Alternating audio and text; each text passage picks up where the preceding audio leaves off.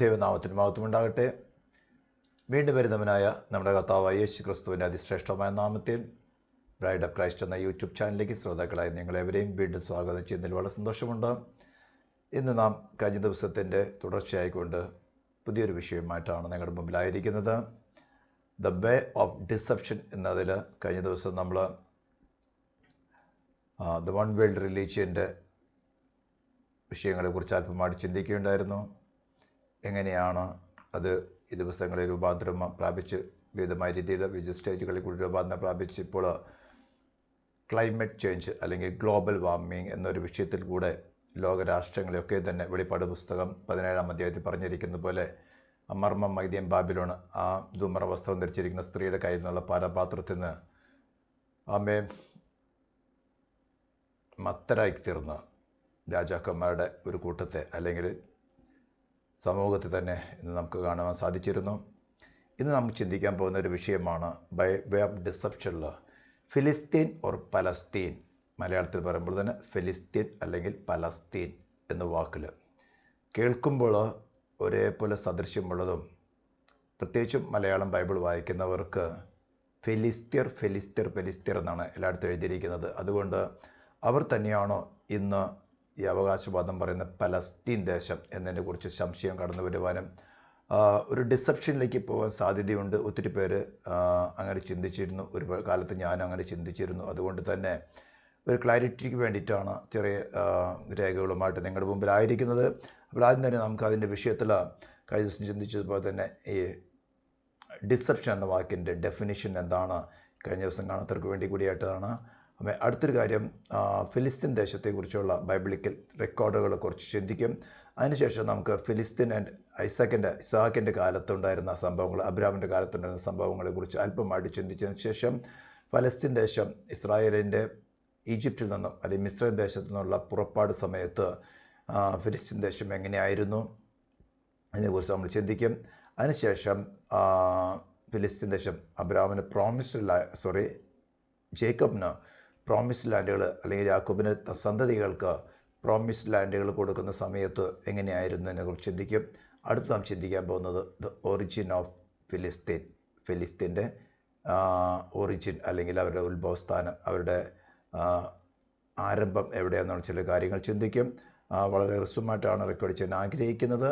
അതുകൊണ്ട് തന്നെ വളരെ ശ്രദ്ധാപൂർവ്വം, കുറച്ച് കോൺട്രവേഴ്ഷ്യൽ ഒരു സബ്ജക്റ്റാണ്, കൃത്യ ഓർഗ്യുമെൻസ് ഉള്ള സബ്ജക്റ്റാണ്. വിശ്വാസികളുടെ ജീവിതത്തിൽ തന്നെ അനേകമായി ബൈബിളിനോട് ചേർന്നായിട്ടുള്ള, വളരെ ശ്രദ്ധിച്ച് കേൾക്കണം, ബൈബിളിനോട് ചേർന്നിരിക്കുന്ന അല്ലെങ്കിൽ ചില ബൈബിളിലുള്ള വ്യക്തിത്വങ്ങളുടെ പേരെടുത്തുകൊണ്ട് പല മതവിഭാഗങ്ങളും വളരെ വലിയ ഡിസെപ്ഷനിലേക്ക് ക്രിസ്തീയ ഗോളത്തിൻ്റെ ഉള്ളിൽ കടന്ന് പ്രവർത്തിച്ച്, വിശ്വാസികളുടെ ഗോളത്തിൽ പോലും ഉള്ളിൽ കടന്ന് പ്രവർത്തിച്ച്, എനിക്ക് വ്യക്തിപരമായ ചില ജീവിതങ്ങൾ പരിചയമുണ്ട്, പ്രവർത്തിച്ച് മതം മാറ്റുന്ന അല്ലെങ്കിൽ സമുദായം മാറ്റുന്ന അല്ലെങ്കിൽ വിഷയങ്ങൾ കടന്നു വന്നിട്ടുണ്ട്. അത് വളരെ ശക്തിയോട് പ്രവർത്തിച്ചുകൊണ്ടിരിക്കുന്ന ഒരു കാലഘട്ടത്തിലാണ് ഈ ഒരു ഡിസെപ്ഷനെ ക്രിസ്തീയ സമൂഹത്തിൽ നിന്ന് മാറ്റിയെടുക്കുവാനാണ് ഞാൻ ആഗ്രഹിക്കുന്നത്. ദൈവവചനം ശരിയായ രീതിയിൽ മനസ്സിലാക്കുക, ചരിത്രങ്ങൾ ശരിയായി മനസ്സിലാക്കുക. നിങ്ങൾക്ക് വളരെ വ്യക്തമായി ഡിസെപ്ഷനിൽ നിന്ന് ഞങ്ങളുടെ കർത്താവ് കഴിഞ്ഞ ദിവസം ഞാൻ പറഞ്ഞതുപോലെ തന്നെ വളരെ കാര്യമായിട്ട് തന്നെ കർത്താവ് തൻ്റെ മരണത്തിന് മുൻപായിട്ട് തന്നെ ശിഷ്യന്മാർക്ക് കൊടുത്തിരിക്കുന്ന ഒരു വാഗ്ദത്തമാണ്. അതിൻ്റെ തുടർച്ചയായിട്ടാണല്ലോ നമ്മൾ സുവിശേഷം പ്രസംഗിക്കുന്നത്. Take heed that no one deceive you. ആരും നിങ്ങളെ തെറ്റിക്കാതിരിക്കാൻ സൂക്ഷിച്ചോളി. തെറ്റിച്ചുകൊണ്ട് മതത്തിൽ നിന്ന് മതം ചേർക്കുന്നത് അത് കവാർഡ്നെസ് പറയും, ഭീരുത്വമാണത്. സുവിശേഷം ബാക്ക് ഡോർ എൻട്രി അല്ല, ഫ്രണ്ട് ഡോർ എൻട്രിയാണ്. നിങ്ങൾക്ക് സത്യം മനസ്സിലാക്കി കൊടുക്കുമ്പോൾ സത്യത്തിൽ കൂടെ മനസ്സിലാക്കി. ബാക്ക് ഡോർ എൻട്രി സൈറ്റാൻ തന്ത്രമാണ്. ഹല്ലേലൂയ. അത് നമുക്ക് ആ ഡെഫിനേഷൻ തന്നെ മനസ്സിലാക്കാൻ സാധിക്കും. Deception is an act or statement that misleads, hides the truth or promotes a belief, concept or idea that is not true. It is often done for personal gain or advantage. ഇന്നലെ ഞാൻ പറഞ്ഞതുപോലെ personal gain four അല്ലെങ്കിൽ advantage എന്ന് പറയുമ്പോൾ അത് ഒരു ഡിനോമിനേഷനെ സംബന്ധിക്കുന്നതാകാം, ഒരു മതത്തെ സംബന്ധിക്കുന്നതാകാം, ഒരു വ്യക്തി താല്പര്യത്തെ സംബന്ധിക്കുന്നതാകാം, ഒരു രാജ്യത്തെ സംബന്ധിക്കുന്നതായിരിക്കാം. അപ്പോൾ സത്യത്തെ മറച്ചു വെച്ചുകൊണ്ട് മറ്റൊരു ആശയമോ മറ്റൊരു ബിലീഫോ പ്രചരിപ്പിക്കുന്നത് ഡിസെപ്ഷനാണ്, വഞ്ചനയാണ്. നമ്മുടെ കർത്താവ് പറഞ്ഞ കാര്യം ഞാൻ പറഞ്ഞല്ലോ, ആരും നിങ്ങളെ തെറ്റിക്കാതിരിക്കാൻ സൂക്ഷിച്ചുകൊള്ളുവിൻ. സ്തോത്രം. ബൈബിൾ റെക്കോർഡിൽ അത് നമുക്ക് നോഹയുടെ ജലപ്രളയത്തെക്കുറിച്ച് അറിയാത്തവർ ആരും ഉണ്ടായിരിക്കില്ലെന്നാണ് ഞാൻ മനസ്സിലാക്കുന്നത്. അത് നോഹയുടെ 3 മക്കളായിരിക്കുന്ന ഷേം, ഹാം, ജാഫത്ത്. ആക്ച്വലി ഷേമാണ് ഇളയവൻ. എന്നാൽ ആത്മീയത്തിൽ മുൻപിൽ നിന്നത് കൊണ്ടിരിക്കുന്നതുകൊണ്ട് ബൈബിൾ റെക്കോർഡുകളിലെല്ലാം ഷേമിൻ്റെ പേരാണ് ആദ്യം എഴുതിയിരിക്കുന്നത്. അപ്പോൾ നോഹയുടെ 3 ആൺമക്കളായിരിക്കുന്ന ഷേം, ജാഫത്ത്, ഹാം, ഇവരുടെ ജീനിയോളജി ഉൽപ്പത്തി പുസ്തകം 10-ാം അധ്യായം തുടങ്ങി 36-ാം അധ്യായം വരെയുള്ള രേഖകളിൽ നിന്നും ഉണ്ടാക്കിയിരിക്കുന്ന ഒരു ഓർഗനൈസ്ഡ് ചാർട്ടാണ് നിങ്ങൾക്ക് കാണാൻ സാധിക്കുന്നത്. വളരെ വളരെ സിമ്പിളായിട്ട് തന്നെ അതിന് മനസ്സിലാക്കാൻ സാധിക്കുന്നത്. ഇവിടെ നിങ്ങൾ തുടങ്ങിയാണെങ്കിൽ ഷേമിൽ നിന്ന് 3 ഏലാം, അഷൂർ, അർപ്പദാക്ഷ്, ലൂത്ത്, അറാം. അർപ്പക്ഷാദാദ് എന്നാണ് നിങ്ങൾക്ക് മത്തായിയുടെ സുവിശേഷം ജീനിയോളജി വായിക്കുമ്പോൾ വളരെ വ്യക്തമായിട്ട് അറിയാൻ സാധിക്കും. സേല, ഏബർ, അങ്ങനെ കടന്നു വന്ന് തേരകിൽ നിന്ന് അബ്രാഹാമിൻ്റെ സാറയിൽ നിന്നാണ് ഇസാക്കിൽ നിന്ന് ജേക്കബിൻ്റെ 12 ഗോത്രങ്ങൾ ഈ റെഡ് കളറിൽ നിങ്ങൾക്ക് കാണാൻ സാധിക്കുന്നത്. റൂബേൻ, ഷിമിയോൻ, ലെവി, ജൂദ, ഇസക്കാർ, സുബുലുൻ, അതിനകത്ത് ഗാദ്, ആഷർ, ഇതെല്ലാം. അവസാനം രാഖേലിൽ നിന്ന് ജോസഫ്, ബെന്യാമിന് വരുന്നു. ഇവിടെ നഥനിയേൽ, നഫ്താലി.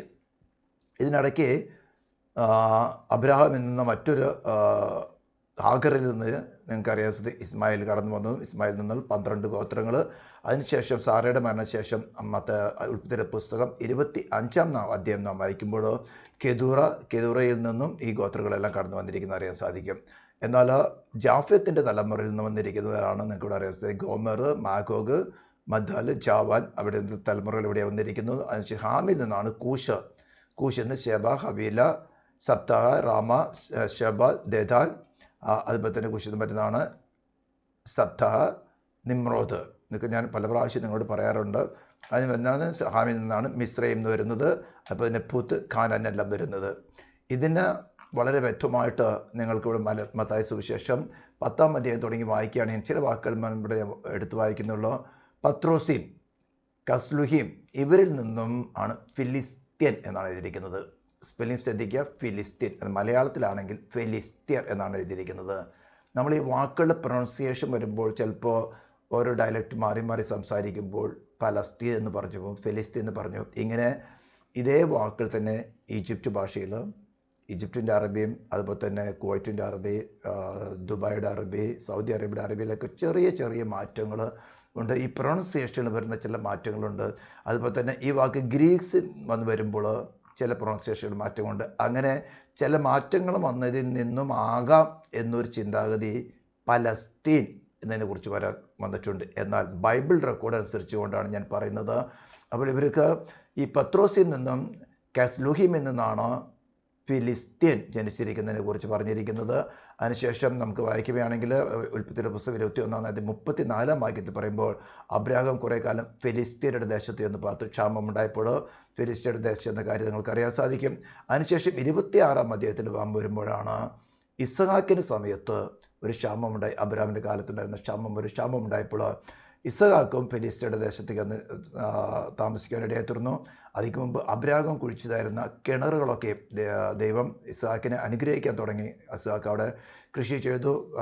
ദൈവം അവനെ അനുഗ്രഹിക്കാൻ തുടങ്ങിയപ്പോൾ ഫിലിസ്ത്യർക്ക് ഇസഹാക്കിനോട് അസുഖം തോന്നി. അബ്രാഹാം കുഴിച്ചതായിരുന്ന കിണറുകളൊക്കെ മൂടിയിരിക്കുന്നതും അവർ അവകാശം പറയുന്നതും പിന്നെ അതെല്ലാം ഇസഹാക്ക് കിണറുകൾ വീണ്ടും റീസ്റ്റേർട്ട് ചെയ്യുന്ന സമയത്ത് ഓരോരുത്തരും ഫിലിസ്തീന് വന്ന് അവകാശം പറഞ്ഞ് അവനെ 3-ാമത്തെ സ്ഥലത്ത് വരുമ്പോൾ അവിടെ ഇസാക്കിന് സ്ഥിരമായ താമസം കിട്ടുന്നതിനെ കുറിച്ച് നമുക്കറിയാൻ സാധിക്കും. ഇതിനിങ്ങനെ ഒരു ഓർഗനൈസേഷൻ ചാർട്ട് പോലെ റെക്കോർഡ് ചെയ്യുന്ന സമയത്ത് അതിൻ്റെ ജിയോഗ്രാഫിക്കലായിട്ട് ഒന്ന് റെക്കോർഡ് ചെയ്യുന്നത് വളരെ ശ്രദ്ധാപൂർവ്വം മനസ്സിലാക്കണം. ഈ കളർ കോഡുകൾ നിങ്ങൾക്ക് ശരിക്കും മനസ്സിലാക്കാം. ഷേമിൽ നിന്ന് ജനിച്ചവരാണ് ഈ പിങ്ക് കളറിൽ നിങ്ങൾക്ക് ഇവിടെ കാണാൻ സാധിക്കുന്നത്. അതുപോലെ തന്നെ ഹാമിൽ നിന്ന് ജനിച്ചിരിക്കുന്നവരാണ് ഈ ഓറഞ്ച് കളറിൽ കാണാൻ സാധിക്കുന്നത്. ജാഫത്തിൽ നിന്ന് ജനിച്ചിരിക്കുന്നവരാണ് ഈ ഗ്രീൻ കളറിൽ. ഈ മാഗോഗ് എന്നൊക്കെ അറിയാമല്ലോ, റഷ്യയുടെ ഭാഗം വരുന്നത്. ഇവിടെയാണ് തോഗർമ, ടർക്കി വരുന്നത്. ഇവിടെയാണ് ഫിലിസ്ത്യൻ, അതുപോലെ തന്നെ കാനാന്. ഈ കളറിൽ നോക്കുമ്പോൾ ഈ ഫിലിസ്ത്യൻ, കിത്തിം, ഗോമർ ഇതെല്ലാം വരുന്നത് യൂറോപ്യൻ സൈഡിൽ നിന്നുള്ളതാണ്. ഈ മാഗോഗ് നിങ്ങൾ ഗ്രീൻ കളർ ശ്രദ്ധിക്കുകയാണെങ്കിൽ അതായത് ജാഫ്യത്തിൻ്റെ തലമുറ. ഇതെല്ലാം നിങ്ങൾക്ക് അറിയാമല്ലോ, ഒരേ പോയിന്റിൽ നിന്നാണ് ആരംഭിക്കുന്നത്. ദൈവരുടെ ഭാഷ 11-ാം അധ്യായത്തിൽ ദൈവരുടെ ഭാഷ കലക്കി, ബാബേൽ ടവറിന് സമയത്ത് ഭാഷ കലക്കുകയും ഓരോരോ ഭാഷകളിലൂടെ ഓരോരോ സ്ഥലത്തേക്ക് തിരിഞ്ഞു പോകാൻ കാര്യമായി തീർന്നു. അപ്പോൾ ഈസ്റ്റ് യൂറോപ്പിൻ്റെ ഭാഗങ്ങളിൽ താമസിച്ചിരുന്നവരാണ് ഈ കരുന്നത് പോലെ ഈ ഗ്രീൻ കളറിൽ കാണുന്നത്. എന്നാൽ ഷേമിൻ്റെ തലമുറ ഈ ഈസ്റ്റേൺ സൈഡിലേക്കാണ് കൂടുതലും സ്പ്രെഡായിരിക്കും നമുക്ക് കാണാൻ സാധിക്കും. അതുപോലെ തന്നെ ഹാമിൻ്റെ തലമുറയാണ് ഈജിപ്റ്റ് ഭാഗങ്ങൾ, അതുപോലെ തന്നെ ആഫ്രിക്കയുടെ മറ്റു ഭാഗങ്ങൾ കൂടുതലായിട്ട് സ്പ്രെഡായിരിക്കുന്നത്. പിൽക്കാലത്ത് അങ്ങോട്ടേക്കൂടെ മൈഗ്രേഷൻസ് വളരെ ഉണ്ടായിരുന്നു. ഇതൊക്കെ നമുക്ക് അറിയാൻ സാധിക്കുന്ന സമയത്ത്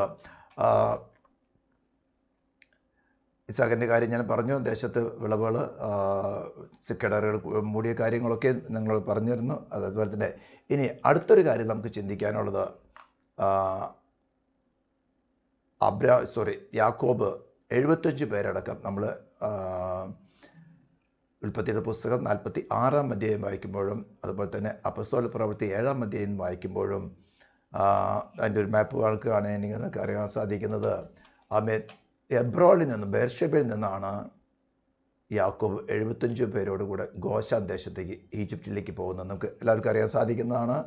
ആ ഭാഗത്തിലേക്ക് കടന്നു വരുമ്പോൾ അതിനുശേഷം 430 വർഷങ്ങൾക്ക് ശേഷം ദൈവത്തിൻ്റെ വാഗ്ദത്ത പ്രകാരം തന്നെ അവരെ അതേ വഴിക്ക് കൊണ്ടുവരാതെ, കാരണം അവിടെ പറഞ്ഞിരിക്കുന്നത് ഫറവോൻ ജനത്തെ വിട്ടയച്ച ശേഷം ഫെലിസ്തീനയുടെ ദേശത്തു കൂടിയുള്ള വഴി അടുത്തത് എന്ന് വരികിലും ജനൻ യുദ്ധം കാണുമ്പോൾ പക്ഷേ അനുദപിച്ച് മിസ്രൈമിലേക്ക് മടങ്ങിപ്പോകുമെന്ന് വെച്ച് ദൈവം അവരെ അതിൽ കൊണ്ടുപോയില്ല. ഇവിടെ നിന്നും ഇങ്ങനെയായിരുന്നു ഈ യാക്കോബും 75 പേരടക്കം പോയത്. എന്നാൽ ദൈവം അവർ തിരിച്ചു വന്ന സമയത്ത് ഫെലിസ്തീനുമായിട്ടൊരു യുദ്ധമുണ്ടായാൽ വളരെ വഴി ഷോർട്ടാണ്, അവർ തിരിച്ചു പോകുമെന്നുള്ളത് കൊണ്ട് ദൈവം അവരെ റമസേസിൽ നിന്ന് പുറപ്പെടുവിച്ചുകൊണ്ട് നിങ്ങൾക്ക് അറിയാൻ സാധിക്കുമല്ലോ, ഇവിടെ മിഗ്ദോലിൽ വന്ന് ചെങ്കടൽ കടന്ന് അത് പിന്നെ മാറ ഏലിയും ഇങ്ങനെ കടന്ന് വന്ന് ഇവിടെ സീനായി മരുഭൂമിയിൽ വന്നു. ഇവിടെ ദൈവത്തിൻ്റെ പർവ്വതത്തിലേക്ക് കടന്ന് തിനോട് അങ്ങനെ പോകുന്ന സമയത്ത് ഇവിടെ കാദേശ് ബർണയിൽ വന്നപ്പോൾ വളരെ ഷോർട്ട് ഡിസ്റ്റൻസിൽ നിങ്ങൾക്കറിയാൻ സാധിക്കും. സംഖ്യാപുസ്തകം 14-ാം അധ്യായത്തിൽ യോശുവയും കാലേബും മാത്രമേ ഇവിടെ ദേശമുറ്റം നോക്കാൻ പോയവരിൽ നിന്നും തിരിച്ചു വന്നപ്പോൾ ദൈവത്തിന് വേണ്ടി സംസാരിച്ചുള്ളൂ. ബാക്കി എല്ലാവരും തന്നെ ദൈവത്തിന് വിരുദ്ധമായി സംസാരിച്ചതുകൊണ്ട് അവയെ 10 പ്രാവശ്യം അവർ ദൈവത്തെ പരീക്ഷിച്ചതുകൊണ്ടും ദൈവം എന്ത് ചെയ്തു, വീണ്ടും തിരിച്ചവരെ ചെങ്കടലിൻ്റെ കരയിലേക്ക് തിരിച്ചു കൊണ്ടുപോവുകയാണ് ചെയ്തത്. തിരിച്ചിവിടെ വന്ന് അവിടെ നിന്ന് വീണ്ടും തിരിച്ചാണ് അവർ കടന്നു പോയിക്കൊണ്ട് ഇവിടെ യോർദാൻ്റെ അടുത്ത് കടന്നു വരുന്നത്. പിന്നെയാണ് യോശുവയുടെ സമയത്ത് യോർദാൻ കടന്ന് എരികോയുടെ അടുത്ത് കടന്നു വരുന്നത്. പിന്നീട് സംഭവങ്ങളൊക്കെ നിങ്ങൾക്ക് വായിച്ചാൽ സാധിക്കും. അപ്പോൾ അവിടെ ഇങ്ങോട്ട് കൊണ്ടുവരുന്ന സമയത്ത് ദൈവം അവർക്ക് വാഗ്ദത്തം കൊടുത്ത ചില കാര്യങ്ങളാണ് ഞാൻ വായിക്കാൻ ഉദ്ദേശിക്കുന്നത്. പുറപ്പാട് പുസ്തകത്തിൻ്റെ 23-ാം അധ്യായത്തിൻ്റെ 31-ാം വാക്യമാണിത്. ഞാൻ നിൻ്റെ ദേശം ചെങ്കടൽ തുടങ്ങി, ഇതാണ് റെഡ് സീ, ചെങ്കടൽ തുടങ്ങി ഫെലിസ്ത്യരുടെ കടൽ വരെ, അന്ന് വിളിച്ചിരുന്നത് സീ ഓഫ് ഫെലിസ്ത്യൻസ് എന്നാണ് പറഞ്ഞിരിക്കുന്നത്.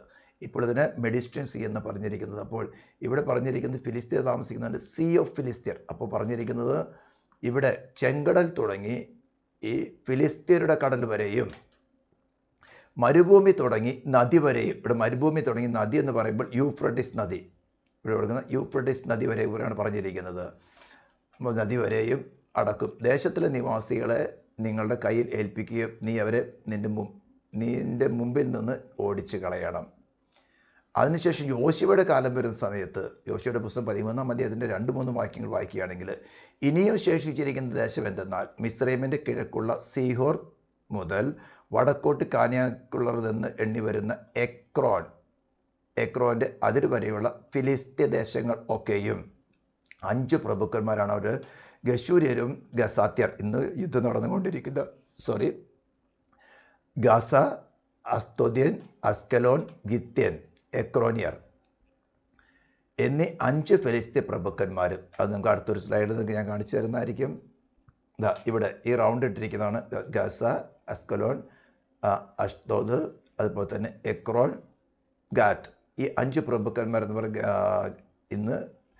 ഇന്ന് ഇവിടെ ഫിലിസ്തീൻ്റെ ദേശത്തുണ്ടായിരുന്ന പ്രഭുക്കന്മാരെ കുറിച്ച് പറയുന്നതാണ്. ഈ ദേശം ദൈവം ആർക്ക് കൊടുക്കുമെന്ന് പറഞ്ഞിരുന്നത്? പലസ്തീന് കൊടുക്കുമെന്നല്ല പറഞ്ഞിരിക്കുന്നത്, യാക്കോബിൻ്റെ 12 ഗോത്രങ്ങൾക്ക് കൊടുക്കുമെന്ന് ദൈവം യോശുവയ്ക്ക് കൊടുത്ത പ്രോമിസാണ്. നിൻ്റെ ആയുഷ്കാലത്ത് ഒരിക്കൽ പോലും നിൻ്റെ മുമ്പിൽ നിൽക്കാൻ യോഗ്യരുണ്ടാവില്ല എന്ന് പറഞ്ഞ് പ്രോമിസ് എടുത്ത് കൊടുത്തിരിക്കുന്ന കാര്യമാണ്. പിന്നെ നമ്മൾ അതിന് മുന്നോട്ട് കടന്നു വരുന്ന സമയത്ത് ശമൂവേലിൻ്റെ പുസ്തകത്തിൽ ശമൂവേൽ യുദ്ധം, ഫിലിസ്തീനുമായിട്ട് യുദ്ധം ഉണ്ടായിരുന്ന യുദ്ധങ്ങൾ, സൗള് യുദ്ധം, ഫിലിസ്തീനുമായിട്ടുള്ള യുദ്ധങ്ങൾ, ദാവീദ് ഗോലിയാത്തിൻ്റെ വിഷയത്തിൽ ഫിലിസ്തീനുമായിട്ടുണ്ടായിരുന്ന യുദ്ധങ്ങൾ, അതിനുശേഷം സാംസൺ അല്ലെങ്കിൽ ശിംശോനെ ദൈവം അവൻ്റെ മാതാപിതാക്കൾക്ക് സന്തതി ഇല്ലാതിരിക്കുന്ന സമയത്ത് തന്നെ ദൈവം അവർ സന്ദർശിക്കുകയും ഫിലിസ്തീനെ നശിപ്പിക്കാൻ വേണ്ടി മാത്രമായിട്ട് ദൈവം ശിംശോനെ ഭൂമണ്ഡലത്തിൽ കൊണ്ടുവരികയും ചെയ്തിട്ട് നമുക്ക് അറിയാൻ സാധിക്കും. അങ്ങനെ ഫിലിസ്തീൻ്റെ കരുത്വം പറയാണ്. ഇവിടെ എവിടെയും തന്നെ ബൈബിളിൽ 285 ഇടങ്ങളിൽ ഫിലിസ്ത്യൻ, PHILISTIN, ഫിലിസ്ത്യൻ എന്ന് വാക്ക് ഉപയോഗിച്ചിട്ടുണ്ടെങ്കിൽ ഒരിടത്തു പോലും ഫിലിസ്ത്യൻ, പലസ്തീൻ എന്ന വാക്ക് ഉപയോഗിച്ചിട്ടില്ല. അതുപോലെ തന്നെ ഖുറാനിലും എവിടെയും പലസ്തീൻ എന്ന് വാക്ക് ഉപയോഗിച്ചിട്ടില്ലതാണ്. ഞാൻ ഖുറാൻ വായിച്ചിട്ടില്ല, ചരിത്രരേഖകൾ പലതും ഞാൻ പരിശോധിച്ചില്ല. ഖുറാനിൽ എവിടെയും പോലെയും പലസ്തീൻ എന്ന വാക്ക് ഉപയോഗിച്ചിട്ടില്ലാണെന്ന് മനസ്സിലാക്കാൻ കഴിഞ്ഞത്. ഇനി അടുത്ത നാം ചിന്തിക്കുകയാണെങ്കിൽ ഫലസ്തീൻ്റെ ചരിത്രമൊന്ന് വായിച്ചു നോക്കിയാൽ, ഈ ഫിലിസ്ത്യൻ എവിടെ നിന്ന് വന്നു, ചരിത്രമെന്ന് വായിച്ചിരിക്കാൻ ഇവിടെ നിങ്ങൾക്ക് ജിയോഗ്രാഫിക്കൽ മാപ്പിൽ ഞാൻ പറഞ്ഞിരിക്കുന്ന ഈ ഗ്രീൻ കളറിൽ കാണിച്ചിരിക്കുന്ന ഒക്കെ തന്നെ ഈ ഈസ്റ്റ് യൂറോപ്പിനുമായിട്ട് ബന്ധിട്ട് അവിടെ നിന്ന് മൈഗ്രേറ്റ് ചെയ്ത് വന്നിട്ടുള്ളവരാണ്. ഇവിടെ ഹിസ്റ്ററി നാം വായിക്കുകയാണെങ്കിൽ നിങ്ങൾ ഓർത്തിരിക്കാൻ തുടർന്ന് ഞാൻ ഒരു ചെറിയ വീഡിയോ ക്ലിപ്പ് കാണിക്കുമ്പോൾ നിങ്ങൾക്കത് വളരെ വ്യക്തമായിട്ട് കുറച്ചും കൂടി മനസ്സിലാക്കാൻ സാധിക്കും. അപ്പോൾ ഇവിടെ ഹിസ്റ്ററി നാം വായിക്കുകയാണെങ്കിൽ, ഞാൻ ഗൂഗിൾ ട്രാൻസ്ലേഷനിൽ ഇട്ടിരിക്കുന്ന മലയാളമാണ്, അത്രയും നല്ല ക്ലിയർ മലയാളമല്ല, ഇംഗ്ലീഷിൽ നിങ്ങൾക്ക് വായിച്ച് മനസ്സിലാക്കാൻ സാധിക്കും. ഫിലിസ്ത്യന്മാർ ഏകദേശം 1175 BCയിൽ വെങ്കല യുഗത്തിന്, അതായത് ബ്രോൺസ് ഏജ് എന്ന് പറഞ്ഞ വെങ്കല യുഗത്തിൻ്റെ, ബ്രോൺസ് ഏജ് എന്ന് പറഞ്ഞാൽ 1200 തുടങ്ങി 1150 വരെയുള്ള കാലഘട്ടത്തിനാണ് ലേറ്റ് ബ്രോൺസ് ഏജ് എന്ന് പറയുന്നത്. 1150 തുടങ്ങി 1200 വരെ. വെങ്കല യുഗത്തിൻ്റെ അവസാനത്തെ തകർച്ചയുടെ സമയത്ത് കാനാനിൽ അധിവസിച്ച ഏജിയനിൽ എന്ന് പറഞ്ഞാൽ നിങ്ങൾക്കറിയുമല്ലോ, ഏജിയൻ സി എന്ന് പറയുന്നതാണ് ഏജിയനിൽ എന്ന് പറഞ്ഞു കഴിഞ്ഞാൽ ഈ ഭാഗം, ഏജിയൻ സി എന്ന് പറയുന്ന ഈ ഭാഗത്തെയാണ് പറയുന്നത്. ഇവിടെ നിന്ന് പറഞ്ഞു വരുമ്പോൾ ഗ്രേറ്റ് സി, മെഡിറ്ററേനിയൻ സി എന്ന് പറയുന്നത്.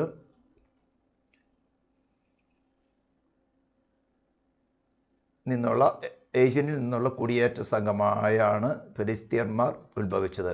കാലക്രമേണ തദ്ദേശീയ സെമിറ്റിക് ലൊവാൻറ്റൈൻ സമൂഹങ്ങളുടെ ഘടകങ്ങളെ അവർ ക്രമേണ സ്വാംശീകരിച്ചു. അതേസമയം അവരുടേതായ തനതായ സംസ്കാരം കാത്തുസൂക്ഷിച്ചു. BC 604 ഫിലിസ്ത്യൻ രാഷ്ട്രീയം നൂറ്റാണ്ടുകളായി നിയോ അസ്രിയൻ സാമ്രാജ്യം BC 911 തുടങ്ങി 605 വരെ കീഴടക്കപ്പെട്ട ശേഷം ഒടുവിൽ നിയോ ബാബിലോണിയൻ സാമ്രാജ്യത്തിലെ നെബൂഖദ്നേസർ രണ്ടാമൻ രാജാവ് നശിപ്പിച്ചു. അദ്ദേഹത്തിൻ്റെ സാമ്രാജ്യത്തിൻ്റെയും അതിൻ്റെ പിൻഗാമിയായ പേർഷ്യൻ സാമ്രാജ്യത്തിൻ്റെയും മീദോ പേർഷ്യ ഭാഗമായ ശേഷം ഫിലിസ്ത്യർക്ക് അവരുടെ വ്യക്തിരക്തമായ വംശീയ സമത്വം നഷ്ടപ്പെടുകയും BC 5-ാം നൂറ്റാണ്ടിൻ്റെ അവസാനത്തോടെ ചരിത്രപരവും പുരാവസ്തുപരവുമായ രേഖകളിൽ നിന്ന് ഒരു ജനതയായി അപ്രത്യക്ഷമാവുകയും ചെയ്തു. മലയാളം തന്നെ ഗൂഗിൾ ട്രാൻസ്ലേഷൻ ആകുമ്പോൾ നിങ്ങൾക്ക് അത്രമാത്രം മലയാളം മനസ്സിലാക്കാൻ ബുദ്ധിമുട്ടാണ്. പക്ഷേ ഇംഗ്ലീഷ് കുറച്ചുകൂടി മനസ്സിലാക്കാൻ അത്ര കഠിനമായ ലാംഗ്വേജും അല്ല, സിമ്പിൾ ലാംഗ്വേജുമാണ്. അതായത് ലളിതമായ ഭാഷയിൽ പറഞ്ഞു കഴിഞ്ഞാൽ 1175 തുടങ്ങിയുള്ള റെക്കോർഡാണുള്ളത്. ഏജിയൻ സമുദ്രത്തിൻ്റെ, അതായത് ഈസ്റ്റ് യൂറോപ്പിൻ്റെ സൈഡിൽ നിന്നും ഏജിയൻ സമുദ്രത്തിൻ്റെ ഭാഗങ്ങളിൽ നിന്നും മൈഗ്രേറ്റ് ചെയ്തു വന്ന് ഇവിടെ, അതായത് മെഡിറ്ററേനിയൻ സീയുടെ കിഴക്ക് ഭാഗത്ത് ഈ ഭാഗങ്ങളിലായിട്ട് ഇവർ അവിടെ സംസ്കാരം പുലർത്തിപ്പോണ്, സമൂഹം പുലർത്തിപ്പോന്നു. ഒരു യുദ്ധത്തിൽ വല്ല സമർത്ഥന്മാരായിരുന്നു. ദൈവം തന്നെ പറഞ്ഞിരിക്കുമ്പോൾ ഈജിപ്തിൽ നിന്ന് 430 വർഷങ്ങളായിട്ട് യോസെഫിൻ്റെ കാലഘട്ടത്തിന് ശേഷം മറ്റൊരു ഫറവൻ വന്നപ്പോൾ ഇസ്രായേലർക്ക് ഇഷ്ടിക പിടിക്കാൻ മാത്രമേ അവരുടെ കരങ്ങൾക്ക് അഭ്യാസമുണ്ടായിരുന്നുള്ളൂ, യുദ്ധം ചെയ്യാൻ അഭ്യാസമുണ്ടായിരുന്നില്ല. നമ്മൾ ആവർത്തന പുസ്തകം 3-ാം അധ്യായം വായിക്കുകയാണെങ്കിൽ ഇവരെ യുദ്ധം പഠിപ്പിക്കാൻ വേണ്ടി തന്നെ ദൈവം ചില ജാതികളെ, അതിനകത്ത് ഫിലിസ്ത്യരും ഉണ്ടായിരുന്നു. ഇതൊക്കെ ദൈവം തന്നെയാണ് ചെയ്യുന്നത്. ദൈവം അവർ യുദ്ധം ചെയ്യാൻ പഠിപ്പിച്ചതുകൊണ്ട് ഇന്ന് നിങ്ങളിപ്പോൾ 62-63 ദിവസങ്ങളായിട്ട് ഇസ്രായേൽ യുദ്ധം ചെയ്ത് നിങ്ങൾക്ക് കാണാൻ സാധിക്കും. വേൾഡിലെ ഹൈ ടെക്നോളജിയുള്ള ഒരു സംഘമായിട്ടാണ് ഇസ്രായേലിനെ കണക്ക് കൂട്ടുന്നത്. ഹല്ലേലൂയ. ഞാൻ പറഞ്ഞല്ലോ, ഏകദേശം 56 നോബൽ പ്രൈസുകളാണ് ഫിസിക്സിൽ കിട്ടിയിട്ടുള്ളത്. ഫിസിക്സൊക്കെ പഠിക്കുമ്പോൾ നമ്മുടെ കുഞ്ഞുങ്ങൾ പറയും, ഈ ഫിസിക്സ് ഇത്രയും തലപോഞ്ഞ് പഠിച്ചിട്ട് എന്താ കാര്യം എന്നൊക്കെ ചോദിക്കും.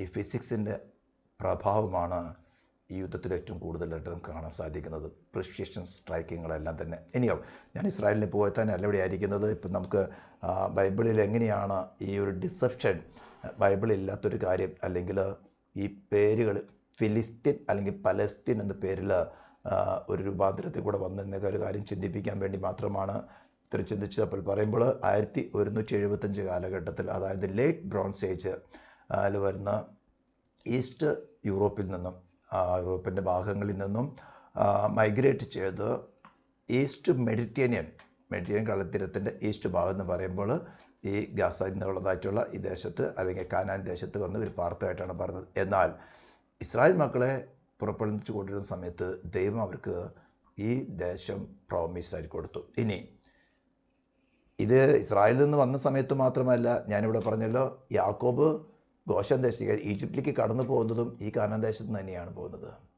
അപ്പോൾ അവകാശവാദങ്ങൾ പറയുമ്പോൾ ഇതെന്തുമാത്രം ഒറിജിനലാണ്, ട്രൂത്ത് ഇതിനകത്തുണ്ടെന്ന് സത്യവേദപുസ്തകം നമുക്കറിയാൻ സാധിക്കും, ബൈബിളിൽ നിന്ന് അറിയാൻ സാധിക്കും, അതിൻ്റെ ഹിസ്റ്ററി നമുക്കറിയാൻ സാധിക്കും.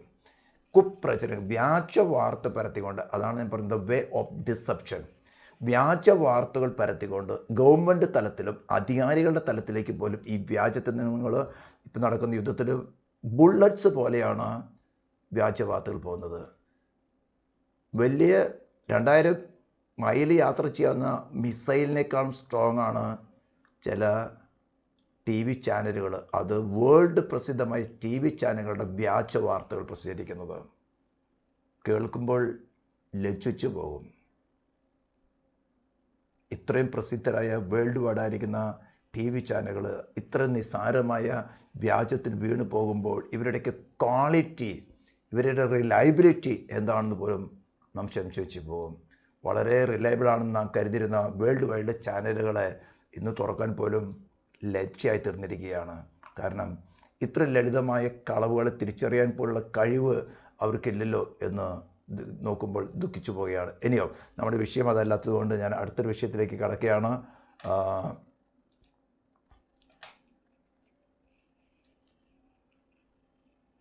അങ്ങനെ ചില എൻസൈക്ലോപീഡിയയിൽ പഠിച്ചതിൻ്റെ ഒരു സമ്മറിയാണ് ഇവിടെ ഞാൻ കൊടുത്തിരിക്കുന്നത്.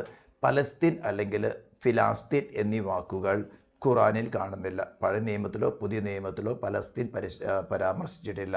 കിങ് ജെയിംസ് വേർഷൻ്റെ ബൈബിളിൻ്റെ ഹീബ്രു കോൺകോർഡൻസിൻ്റെ 8 വാള്യങ്ങൾ ഇത് കുറഞ്ഞത് 8 തവണയെങ്കിലും സംഭവിക്കുന്നു. പലസ്തീൻ എന്ന വാക്കിൻ്റെ കൃത്യമായ ഉത്ഭവം വർഷങ്ങളായി ചർച്ച ചെയ്യപ്പെടുന്നുണ്ടെങ്കിലും ഇപ്പോഴും കൃത്യമായി അറിയില്ല. ഈ പേര് ഈജിപ്ഷ്യൻ ഹീബ്രു പദമായ പെലഷറ്റിൽ നിന്ന് ഉരുവായതാണെന്ന് വിശ്വസിക്കപ്പെടുന്നു. ഞാൻ നേരത്തെ പറഞ്ഞല്ലോ, ഈ ഫിലിസ്തീൻ എന്ന വാക്ക്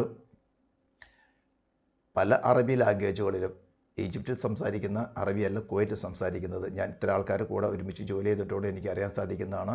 അതേ അറബിയല്ല സൗദിയിൽ സംസാരിക്കുന്നത്, ആ അറബിയല്ല UAE സംസാരിക്കുന്നത്. ഇവരെല്ലാം തന്നെ കുറച്ച് ഡയലക്റ്റിന്, നമ്മുടെ കേരളത്തിൽ തന്നെ അറിയാമല്ലോ, തിരുവനന്തപുരം തുടങ്ങി കാസർഗോഡ് വരെ സംസാരിക്കുന്ന മലയാളം ചില വാക്കുകൾ നമുക്ക് മനസ്സിലാകുകയില്ല. തൃശ്ശൂർക്കാരുടെ ഭാഷകൾ ഒട്ടും മനസ്സിലാകുകയില്ല. ഞാനും തൃശ്ശൂർക്കാരനാണ്. പക്ഷേ ഞാൻ പല കേരള സ്റ്റേറ്റിൻ്റെ പല ഡിസ്ട്രിക്റ്റുകാരുടെ കൂട്ടത്തിൽ ജീവിച്ചിരിക്കുന്നത് കൊണ്ട് എൻ്റെ ഭാഷ മിക്കവാറും തൃശ്ശൂർ ലാംഗ്വേജ് അല്ല, എന്നാൽ ഇടയ്ക്കിടയ്ക്ക് തൃശ്ശൂർ ഡയലക്ട്സ് പൊങ്ങി വരാറുണ്ട്. അപ്പോൾ ഞാനൊരു ഉദാഹരണം പറയുകയാണ്. ഈ ഫിലിസ്തീൻ എന്ന വാക്ക് വിവിധ അറബിക് രാജ്യങ്ങളിൽ ഉപയോഗിക്കുമ്പോൾ ഡയലക്ട്സിൽ പ്രൊനൗൺസിയേഷന് ചെറിയ ഡിഫറൻസ് വരും. അങ്ങനെ പലസ്തീൻ എന്ന വാക്ക് ഇങ്ങനെ പ്രൊനൗൺസിയേഷനിൽ വന്ന വ്യത്യാസങ്ങളിൽ നിന്ന് ഉരുത്തിരിഞ്ഞതാണെന്ന് വിശ്വസിക്കപ്പെടുന്നു. എന്നാലും അതിന് യഥാർത്ഥ ഹിസ്റ്റോറിക്കൽ രേഖകൾ ഒന്നും തന്നെയില്ല. ഇത് 250 തവണയിൽ കുറയാതെ തനാക്കിൽ, അതായത് ഹീബ്രു ബുക്കുകൾ തനാക്കിൽ പ്രത്യക്ഷപ്പെടുന്നു. റോളിംഗ് അല്ലെങ്കിൽ മൈഗ്രേറ്റ് എന്ന അർത്ഥത്തിൽ ഏകദേശം വിവർത്തനം ചെയ്ത ഈ പദം ഈജിപ്തിൻ്റെ വടക്ക് കിഴക്കുള്ള ദേശത്തെ നിവാസികളെ വിവരിക്കാൻ ഉപയോഗിച്ചു.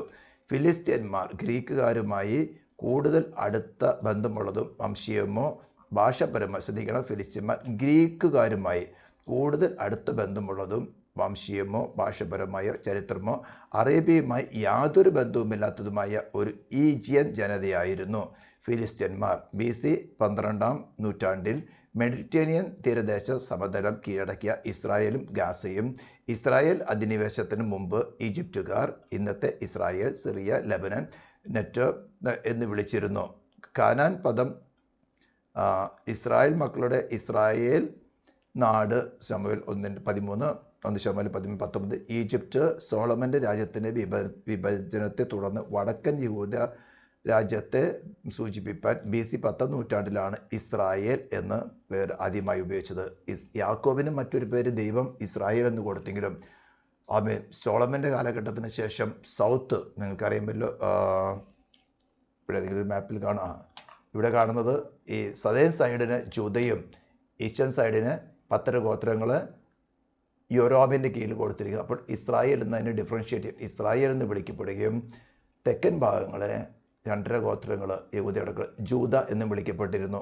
അങ്ങനെയാണ് ആ ഡിവിഷൻസ് വരാൻ പേരുകൾ വന്നിരിക്കുന്നത്. ഇനി ഇത്തരം കാര്യങ്ങൾ ഏകദേശം നിങ്ങൾക്കൊരു ജിയോഗ്രാഫിക്കൽ ബാക്ക്ഗ്രൗണ്ട് നിങ്ങളുടെ മനസ്സിൽ ഉണ്ടായി കാണും. ഞാൻ വീണ്ടും പറയുന്നത്, ഫിലിസ്തീൻ എന്ന പദവും പലസ്തീൻ എന്ന പദവും തമ്മിൽ യാതൊരു ബന്ധവുമുള്ളതിൻ്റെ ഹിസ്റ്റോറിക്കൽ രേഖകളോ ബൈബിൾ രേഖകളോ ഇല്ല. നാം മലയാളം ബൈബിൾ പ്രത്യേകിച്ചുമായിട്ട് വായിക്കുമ്പോൾ എനിക്ക് ഒരു കാലത്ത് ഒരു ചിന്താഗതി ഉണ്ടായത് കൊണ്ട് പലർക്കും ഉണ്ടാകാം എന്നൊരു കാര്യത്തിലാണ് ഞാൻ ഇത് പറഞ്ഞ് ഫെലിസ്തീർ അവരും ആയിരിക്കാം ഈ പലസ്തീൻ എന്നൊരു ചിന്താഗതി പലരുടെയും മനസ്സിൽ കടന്നു വരാൻ സാധ്യതയുണ്ട്. എന്നാൽ ഇന്ന് ഇപ്പം നാം മുസ്ലിം മതസമുദായം അബ്രാഹമിൻ്റെ തുടർച്ചയെന്ന് പറഞ്ഞുകൊണ്ട് അനേക ക്രിസ്തീയ ഗോളത്തിലുള്ളവരെ മുസ്ലിമിലേക്ക് കൺവേർട്ട് ചെയ്യാൻ ഉപയോഗിക്കാൻ ഞാൻ കണ്ടിട്ടുണ്ട്. ഗൾഫ് രാജ്യങ്ങൾ വളരെ ശക്തമായിട്ട് പ്രവർത്തിക്കുന്നുണ്ട്. കഴിഞ്ഞ വേൾഡ് കപ്പ് ഖത്തറിൽ നടത്തിയപ്പോൾ നല്ലൊരു ഗ്രൂപ്പുകൾ ക്രിസ്ത്യനിൽ നിന്നവരെ ഫുട്ബോൾ പ്രേമികൾ തന്നെ കുടുംബങ്ങളായിട്ട് മതപരിവർത്തനം നടത്തിയിട്ടുണ്ടായിരുന്നു. പലയിടത്തും അതിൻ്റെ വാർത്തകൾക്ക് കുറച്ച് വന്നു, എന്നാൽ പലയിടത്തും വന്നില്ലായിരുന്നു. അപ്പോൾ അബ്രാഹാമിൻ്റെ പേര് പറഞ്ഞുകൊണ്ട് അബ്രാഹാമിൽ നിന്ന് ഹാഗർ, അബ്രാഹാമിൽ നിന്നുള്ള തലമുറയാണ് ഞങ്ങളെന്ന് പറഞ്ഞുകൊണ്ടൊക്കെ പറയുമ്പോൾ കുറച്ച് രേഖകളൊന്ന് മനസ്സിലാക്കേണ്ടിയിരിക്കുന്നു. ഉൽപ്പത്തിയുടെ പുസ്തകം 22-ാം അധ്യായത്തിൽ വളരെ ശ്രദ്ധിച്ച് മനസ്സിലാക്കണം. ഉൽപ്പത്തിയുടെ പുസ്തകം 22-ാം അധ്യായത്തിൽ ദൈവം അബ്രാഹാമിനെ പരീക്ഷിക്കുന്ന സമയത്ത് പറഞ്ഞിരിക്കുന്നത്, അപ്പോൾ അവൻ നിന്റെ മകനെ നീ സ്നേഹിക്കുന്ന നിന്റെ ഏകജാതനായ ഇസ്ഹാക്കിനെ തന്നെ സ്പെസിഫിക് ആയിട്ട് പറയാണ്, take now your sun, your only sun Isaac. അപ്പോൾ എവിടെ പോയി മറ്റേ ഇസ്മായേൽ? ദൈവത്തിൻ്റെ ദൃഷ്ടിയിൽ വാഗ്ദത്ത സന്തതികൾ മാത്രമേ ഉള്ളൂ. പുതിയ നിയമത്തിലാകട്ടെ ക്രിസ്തുയേശുവിൽ കൂടെയുള്ള ജനനം പ്രാപിക്കാത്ത യേശു ക്രിസ്തുവിൽ വിശ്വസിച്ചുകൊണ്ട് അവനെ കൈക്കൊണ്ട് പുരുഷൻ്റെ ഇഷ്ടത്താലല്ല ദൈവത്തിൽ നിന്ന് ജനിക്കുന്നവൻ തന്നെ അവനെക്കുറിച്ച് ദൈവത്തിന് ചിന്താഗതിയുള്ളൂ. ദാസി പ്രസവിച്ച അനേകർ 90% ദൈവസഭയിൽ കടന്നു വന്നുകൊണ്ട് കോൺസ്റ്റന്റൈൻ ചക്രവർത്തിയുടെ കാലം തുടങ്ങിയത് ഞങ്ങളാണ് ക്രിസ്തീയ സഭ, ഞങ്ങളാണെന്ന് പറഞ്ഞു കഴിഞ്ഞാൽ ഒരു കാര്യമില്ല. ഞാൻ കഴിഞ്ഞ ഏതോ ഒരു എപ്പിസോഡിൽ പറയുണ്ടായിരുന്നു, ഒരു വിവാഹ നിശ്ചയം ഇന്ന് നമ്മുടെ നാട്ടിൽ വിവാഹ നിശ്ചയങ്ങൾ വളരെ വളരെ മനോഹരമായിട്ട് നടത്തുന്നത് ഞാനത് അപ്രീഷിയേറ്റ് ചെയ്യുന്നത്. കാരണം ഇത്തരം ബൈബിൾ പ്രസംഗങ്ങൾക്ക് ഉപയോഗിക്കാൻ സാധിക്കും. ഈ വിവാഹ നിശ്ചയം നടക്കുമ്പോൾ ഒരു യുവാവ് ഒരു യുവതിയെ കണ്ട് പരിചയപ്പെട്ട് അവിടെ ഹൃദയങ്ങൾ തമ്മിൽ അടുത്ത് ആവശ്യമായ ബന്ധുമിത്രാദികൾക്ക് സംസാരിച്ച് അവരുടെ ഹൃദയം കൊണ്ട് അടുത്തു ഞങ്ങൾ ഒരു വിവാഹ റിലേഷനിലേക്ക് പ്രവേശിക്കാൻ പോകുന്നുവെന്ന് പൊതുജനത്തിൻ്റെ മുമ്പിലും ഗവൺമെൻറ്റിന് മുമ്പിലും പരസ്യമായിട്ട് ഡിക്ലെയർ ചെയ്യുന്നതാണല്ലോ വിവാഹ നിശ്ചയം എന്ന് പറയുന്നത്.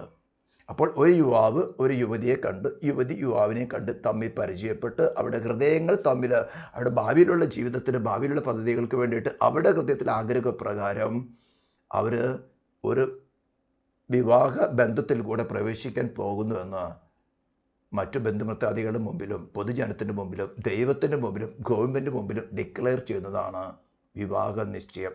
അതേ സമയത്ത് വിവാഹം കഴിയാത്തതായ അനേക കന്യകമാർ, യുവതികൾ അവിടെ വന്നിട്ടുണ്ടായിരിക്കാം ഈ വിവാഹ നിശ്ചയത്തിൻ്റെ സ്റ്റേജിൽ.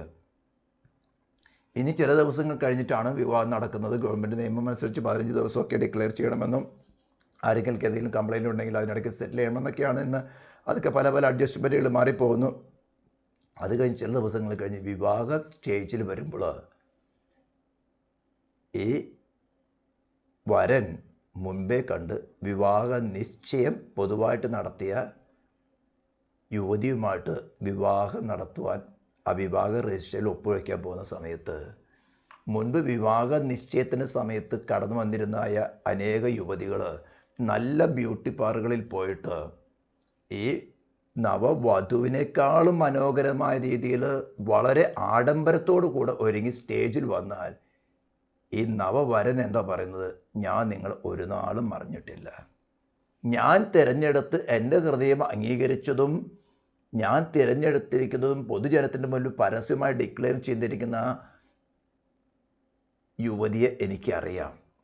അവിടെ സ്റ്റേജിൽ വെച്ച് എല്ലാവരും കാണുക ലജ്ജിച്ചിറങ്ങിപ്പോകേണ്ടി വരും. ഇത് തന്നെയാണ് കർത്താവിൻ്റെ മധ്യാകാശത്തുള്ള വരവിൽ സംഭവിക്കാൻ പോകുന്നത്.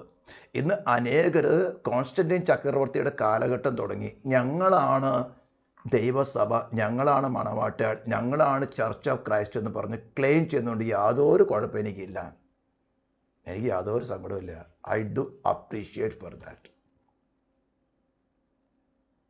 കാരണം ദൈവം പറഞ്ഞിരിക്കുന്നത് സത്യത്തെ സ്നേഹിച്ച് കൈക്കൊള്ളായാൽ അവർ ന്യായവിധി ചെന്ന് പെടേണ്ടതിന് ബോഷ്ക്ക് വിശ്വസിക്കുമാറും ദൈവം തന്നെ വ്യാജത്തിൻ്റെ വ്യാപാര ശക്തി അയക്കുക. നീ പറഞ്ഞതുപോലെ തന്നെ നടക്കട്ടെ. എന്നാൽ അകത്ത് ജനനം നടന്നാൽ വ്യക്തമായിട്ട് അറിയാം എൻ്റെ ഉള്ളിൽ ഒരു ജനനം നടന്നിട്ടുണ്ട്. ഒരു യുവതി അല്ലെങ്കിൽ ഒരു സ്ത്രീ ഗർഭം ധരിച്ചാൽ 1 മാസത്തിനുള്ളിൽ അവൾക്ക് അറിയാം.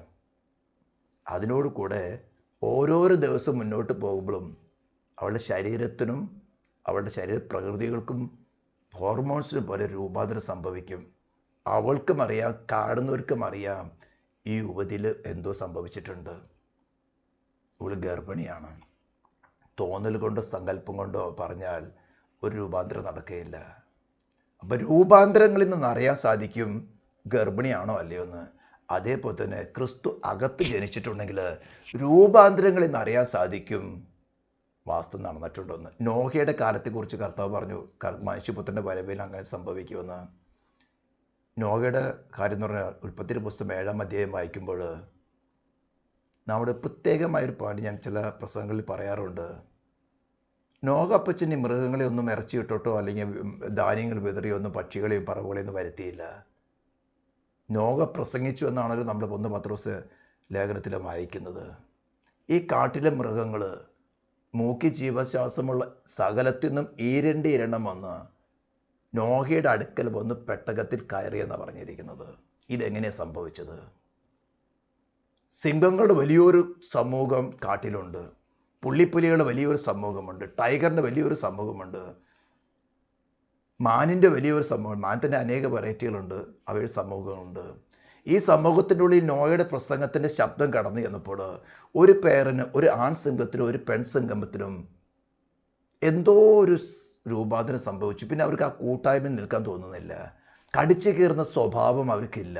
ഒരു മാനെ കണ്ട മുമ്പ് കടിച്ചു കീറുമായിരുന്നു, ഇപ്പം മാനെ കണ്ട കടിച്ചു കീറുന്ന സ്വഭാവമില്ല. കുറച്ച് ദിവസം കഴിഞ്ഞപ്പോൾ അവർക്ക് ആ കൂട്ടായ്മയിൽ നിൽക്കാനേ പറ്റുന്നില്ല. അവരവിടെ നിന്ന് ഈ ശബ്ദം കേട്ട ഈ ദിക്കിലേക്ക് ഇങ്ങനെ എന്തിനാലും ആകർഷിക്കപ്പെട്ട് ഇങ്ങനെ അങ്ങ് പോയിക്കൊണ്ടിരിക്കുകയാണ്. പോകുന്ന സമയത്തുണ്ട് അതാ 2 മാൻ ഇതുപോലെ വരുന്നു. ഈ മാന് മുമ്പുണ്ടായിരുന്ന സിംഹത്തെ കണ്ട് വരണ്ട് ഓടി ഒളിക്കുമായിരുന്നു. ഇപ്പോൾ സിംഹത്തെ കാണുമ്പോൾ അതിന് ഭയമില്ല. സിംഹത്തിനും മാനിനെ കാണുമ്പോൾ കടിച്ചു കയറുന്ന സ്വഭാവമില്ല. ഈ മാനുകൾക്ക് എന്തോ രൂപാന്തരം സംഭവിച്ചു. അങ്ങനെ കാട്ടിലെ ഓരോരോ മൃഗങ്ങളും രൂപാന്തരം സംഭവിച്ച മൃഗങ്ങൾ നോഹയുടെ അടുക്കൽ വന്ന് പെട്ടകത്തിൽ കയറുകയാണ് ചെയ്തത്. ഇതേപോലെ കർത്താവ് പറഞ്ഞു മനുഷ്യപുത്രൻ്റെ വരവിൻ്റെ സമയത്തും നോഹയുടെ കാലത്തുണ്ടായതുപോലെ തന്നെ സംഭവിക്കും. ഇത് സംഭവിക്കാൻ പോകുന്നത് ക്ലെയിം ചെയ്തതുകൊണ്ടോ ഞാൻ അബ്രാമിൻ്റെ തലമുറയാണെന്ന് പറഞ്ഞത് കൊണ്ടൊന്നും സ്വർഗത്തിലേക്ക് പ്രവേശിക്കാൻ പോകുന്നില്ല. ഡിസപ്ഷൻ കൊണ്ട് ആർക്കും തന്നെ ദൈവരായിട്ട് പ്രവേശിക്കാൻ സാധ്യമല്ല. ഇനി വളരെ വ്യക്തമായിട്ട് ദൈവം പറഞ്ഞു, നിൻ്റെ മകനെ, നീ സ്നേഹിക്കുന്ന നിൻ്റെ ഏകജാതനായവനെ. ദൈവത്തിനെന്താ അറിയില്ലായിരുന്നോ? ആഗറിൽ നിന്ന് ഒരു ഇസ്മായിൽ ജനിച്ചുവെന്ന് ദൈവം തന്നെയാണ് പ്രോമിസ് കൊടുത്തിരുന്നത്. 12 ഗോത്രങ്ങളായി ഇന്നുണ്ടാകും. സഹോദരന്മാർക്ക് എതിർപ്പ് ആർക്കും? ആഗറിൻ്റെ വിഷയത്തിൽ നമുക്കറിയാൻ സാധ്യത അറിയുന്നല്ലോ. എന്നിട്ടും ദൈവം കണക്കിട്ടിരിക്കുന്നത് വാഗ്ദത്ത സന്തതി മാത്രം. അപ്പോൾ അബ്രാഹാമിൻ്റെ പേര് വരെ പറയും.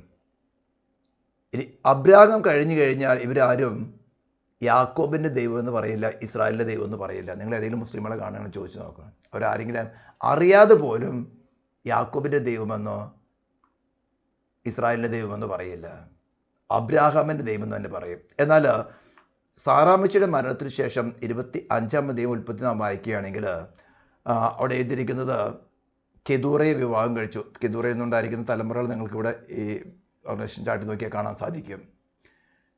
അപ്പോൾ അബ്രാഹാം ഇസ്ഹാക്കിന് തനിക്കുള്ള സമ്പത്തിൻ്റെ ഒക്കെയും കാര്യങ്ങൾ കൊടുത്തു. എന്നാൽ മറ്റ് ദാസി പ്രസവിച്ച, അതായത് ആഗറിൽ നിന്നും കെതൂറയിൽ നിന്ന് പ്രസവിച്ചവരൊക്കെയും താൻ ജീവനോടെ ഇരിക്കുമ്പോൾ തന്നെ അവരെ തൻ്റെ മകനായ ഇസ്ഹാക്കിൻ്റെ അടുക്കൽ നിന്ന് കിഴക്ക് ദേശത്തേക്ക് അയച്ചു. അതായത് ഇസ്രായേലിൻ്റെ കിഴക്ക് നമ്മൾ അല്ലെങ്കിൽ ഹെബ്രോൻ്റെ, അബ്രാഹാം നിൽക്കുന്ന സമയത്ത് ഹെബ്രോൻ്റെ സ്ഥലത്തു നിന്നും കിഴക്കെന്ന് പറഞ്ഞ് പിന്നെ വരുന്നത് സിറിയയാണ്. അത് കഴിഞ്ഞ് വരുന്നത് റെഡ് സീ ആണ്. അത് കഴിഞ്ഞ് വരുന്നതാണ് ഇറാൻ്റെ ഭാഗങ്ങളൊക്കെയും. നിങ്ങൾക്ക് ആ ജിയോഗ്രാഫിക്കൽ മാപ്പിൽ വളരെ അറിയാൻ സാധിക്കുന്ന ഇവിടെ നിന്നും ഇങ്ങോട്ട് വരുന്നതൊക്കെ സിറിയയുടെ ഭാഗങ്ങൾ. ഇതിൽ കുറച്ചുകൂടി അറിയാൻ സാധിക്കും.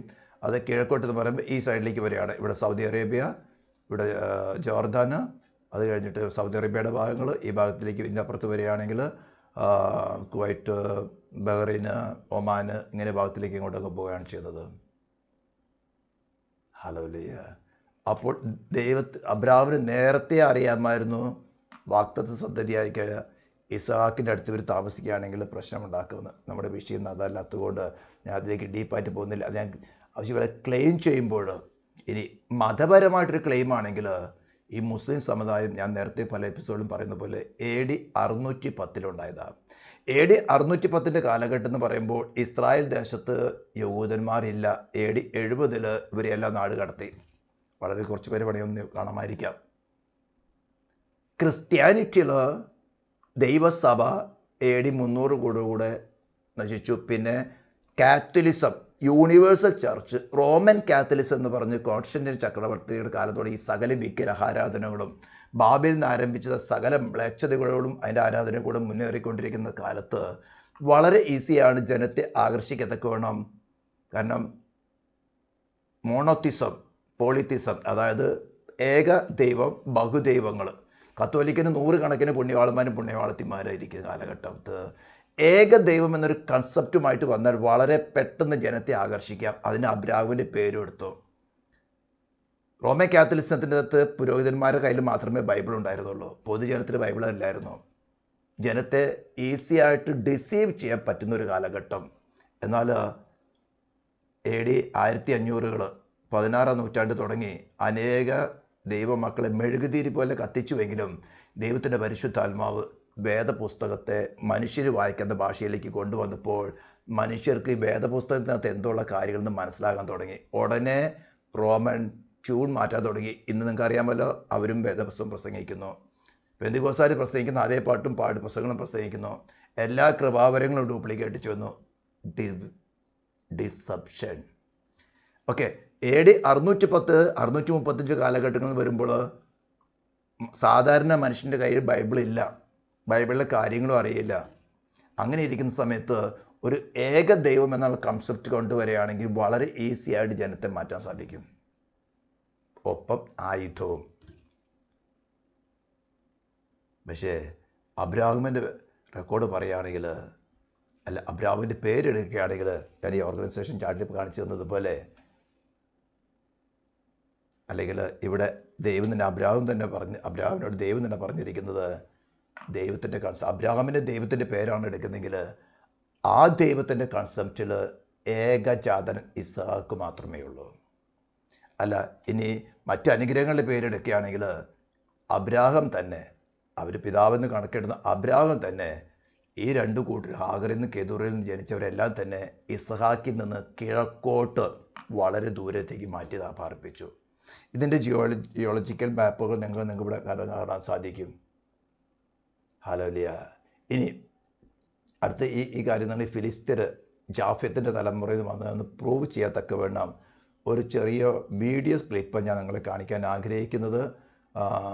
ഈ ഭാഗങ്ങളൊക്കെ നിങ്ങൾക്ക് ഏകദേശം ഒരു ഐഡിയ വന്നിട്ടുണ്ടെങ്കിൽ, അതായത് ഫിലിസ്തീനും പലസ്തീനും ഒന്നല്ല, ഈ പ്രൊനൗൺസിയേഷനിൽ വന്നിരിക്കുന്നതായിട്ടുള്ള ഭാഷയുടെ അല്ലെങ്കിൽ ഉച്ചാരണത്തിൻ്റെ പേരിൽ അവകാശവാദങ്ങൾ പറയുന്നതാണെന്ന് വളരെ വ്യക്തമായിട്ട് മനസ്സിലാക്കാൻ സാധിക്കും. ഇനി മതപരമായൊരു കാര്യമാണെങ്കിൽ അബ്രാമിൻ്റെ പേരെടുക്കാൻ യാതൊരു യോഗ്യതയുമില്ലെന്ന് നമുക്കറിയാൻ സാധിക്കും. അതേ സമയത്ത് ഈ ഗ്രാപ്പിൽ നിങ്ങൾ കാണുകയാണ് പോലെ ഈ നോഹയുടെ 3 മക്കളായിരിക്കുന്ന ഹാം, ജാഫത്ത്, ഷേമിൻ്റെ തലമുറ ഇവിടെയെല്ലാം സ്പ്രെഡ് ചെയ്തിരിക്കുമ്പോൾ ഏകദേശം നിങ്ങൾക്കൊരു രൂപരേഖ കിട്ടാൻ സാധിക്കും ആരെല്ലാം എവിടെ നിന്നല്ലതുമുള്ളതാണെന്ന്. അതേപോലെ തന്നെ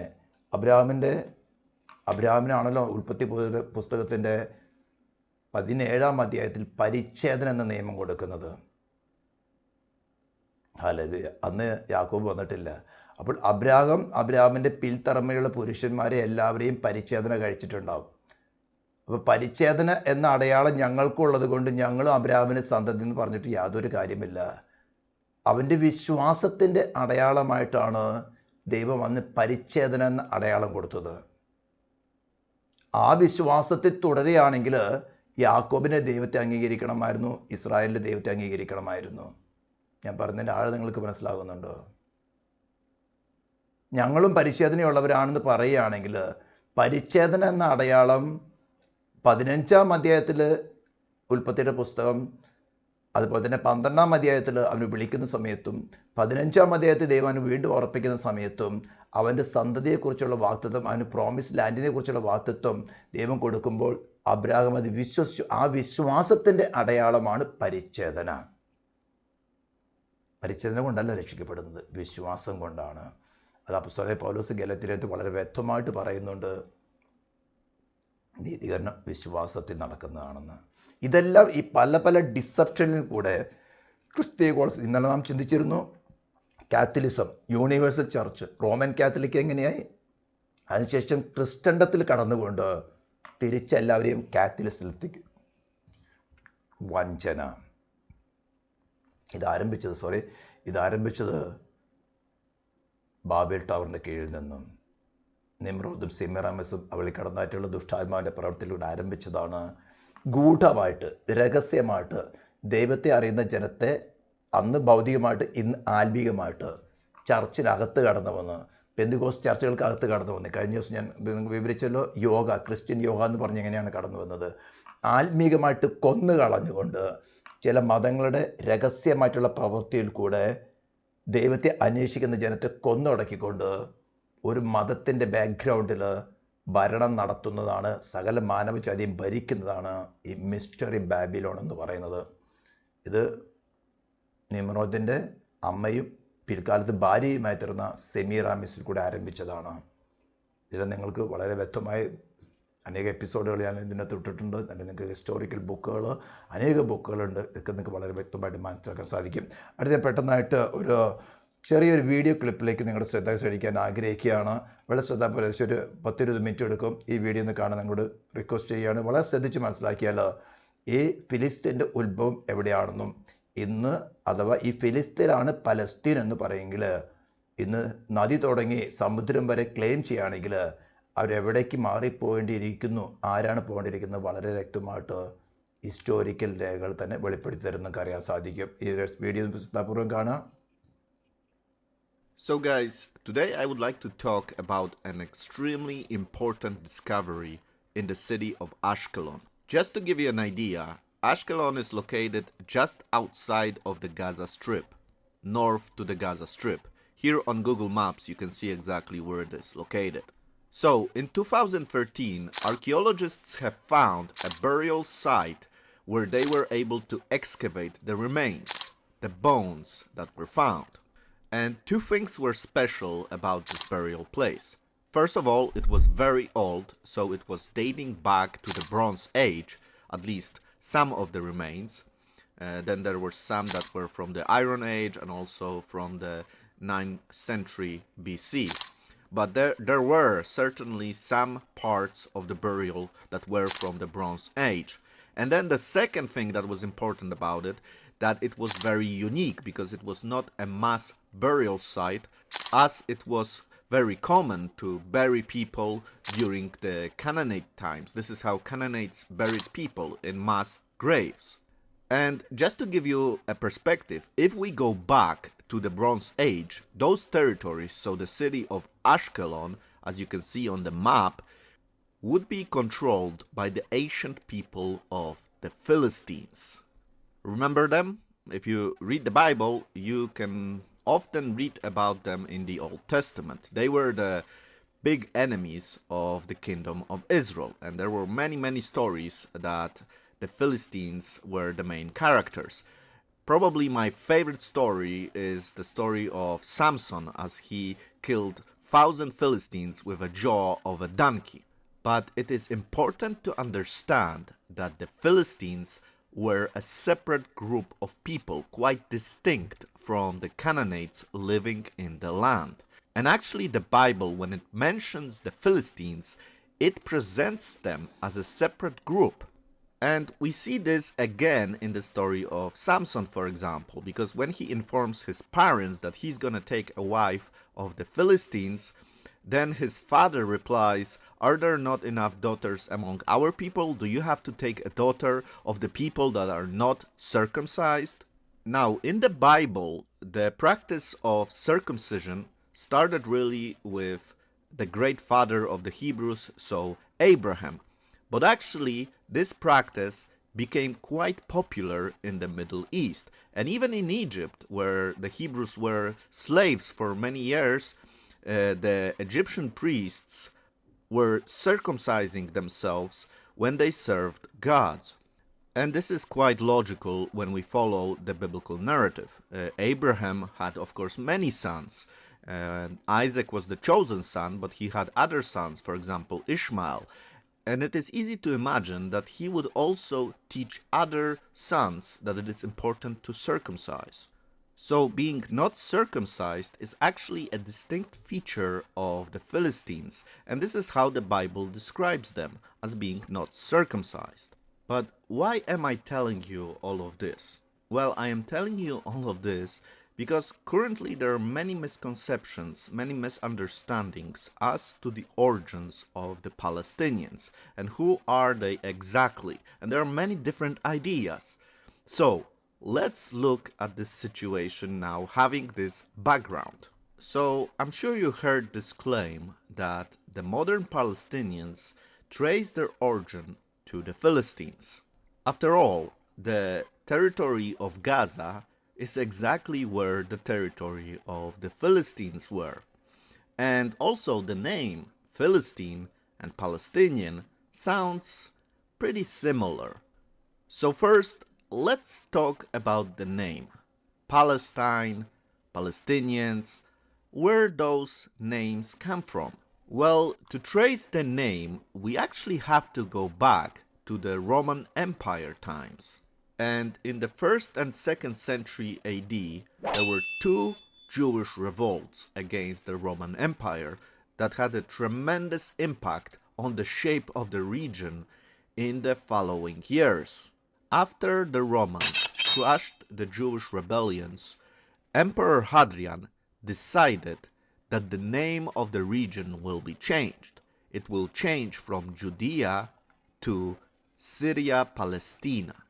Why that name? Well, the best guess is that Hadrian wanted to punish the Jewish people, and he named the region after the most famous enemies of the Hebrew people, so the Philistines. And this is where probably we get the name Palestine from. Now, because the Roman Empire was such an influential entity, the name Palestine stuck quite well. But it was not always called this region, Palestine, after the Roman rule. And actually, during the Arab rule of the region, it could have not been called Palestine, because in Arabic there is no letter P that is used. So it would be very illogical to use a name that you can't pronounce in your language. And it must be said that there never was a kingdom or a country called Palestine. No, this region was always part of some kind of empire, like the Roman Empire, like the Ottoman Empire. And on these territories, you actually had peoples of many different ethnic backgrounds living together. And this, of course, includes many, many Jews. Why we know this? Because we had the Crusaders who came to the Holy Land, and actually they slaughtered a lot of the Jewish population of the Holy Land. And I want to stress here strongly that the name Palestine did not refer to the actual people that lived in the land when it was created by Hadrian, because by that time the Philistines were long gone and there was no Philistines living in the land of Israel at that time. But let's go back to the discovery in Ashkelon, because it is very important that we understand the origins of the Philistines. As we already mentioned, they were often described as being distinct in the Bible, being uncircumcised, which was uncommon at that time in the Holy Land. So the bones of the skeletons found in Ashkelon were actually tested using DNA tests. And what they found is that the DNA sampled from the early Iron Age burials had a European genetic component that set the people apart from the local Bronze Age Canaanite population. So the Philistines' DNA was very different from the DNA of the people that lived in the land of Israel. So the Philistines were not related genetically to the people living in the land, which is reinforced by the descriptions in the Bible, which describes the Philistines as being separate, different from the people living in the land. So the question is, where did they come from? Where did the Philistines come from if they were not originally from Canaan? So the genetics told us that they were of European descent. But where exactly in Europe? Well, again, archaeology and the study of ancient sources is a help in understanding exactly where they came from. So, of course, archaeologists not only found the bones, but also many other things that are related to the culture of the Philistines. For example, they found a lot of pottery, and when they started to study the shapes, the colors of the pottery, it came really obvious that this pottery that was found in the territories that were settled by the Philistines is very similar, almost exactly similar, to the pottery found in the Aegean region. The name Aegean refers to the sea, a sea that is close to Greece. So the Philistines would come from, for example, Crete or Greece or other island in this region. And as they settled in Canaan, they created a sort of a colony and created their own culture that was very different from the culture that was in the land. And this is very evident in the cities that they lived. The archaeology proves that they were different. For example, they found many bones of dogs and pigs that were found there. And this shows that they had a different diet even than the people of the land. So they were eating dogs and they were eating pigs, which was quite popular in the Roman and Greek culture. So, if somebody tells you that the Palestinians are Philistines and they have a very ancient history connected to the land, well, first of all, it is not true, because the name has nothing to do with the people that lived in the land. And second of all, even if it was true, then that would mean that the Palestinians would have to go back, if they want to go to their homeland, somewhere in the Aegean region. Besides, they did DNA tests of the Palestinians, and it came about that it's a very diverse group, and it's not very homogeneous. So they come from different parts of the world. And this really is supported by the history. If you study the history of this land, that many peoples were brought to this land from distant lands, then they lived here, then they emigrated, and because of this, the genotype of the Palestinians is so diverse. So they have this name Palestinian, but it actually doesn't mean anything, but it's because it's an artificial name created by the Romans to anger the Jews, and it doesn't correspond to actually what was in the land, because there was never a kingdom of Palestine. There was never a country of Palestine.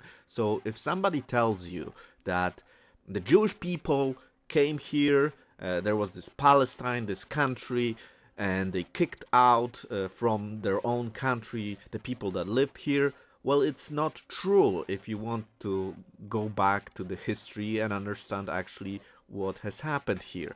The truth is that in the land of Israel, as it is called in the Bible, and Jews always lived in this land. Sometimes